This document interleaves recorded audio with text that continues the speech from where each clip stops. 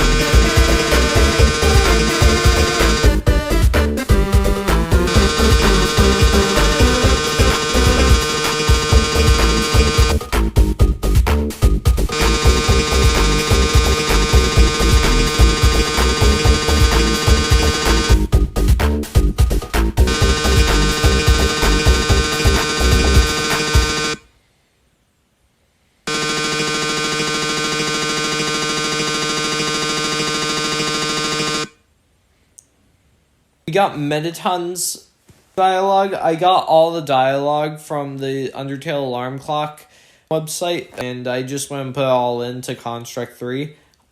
It took a couple days to do everything, but I got it done in pretty quick time. But besides for that, I went and got the alarm clock music from Deltarune. In the files, there's something called alarm dot underscore title screen. So I actually found that out from a Lost Bits episode. I'll have that linked in the description. I'll also link in the description the link so you can try out the Undertale alarm clock. But I'm trying to think what else there is, but that's mostly it. I had 9 different dialogue choices, so you might have to go through it a couple times to see it all. But that's really it. Thanks for checking out the video this month. See you next month. Have a nice day.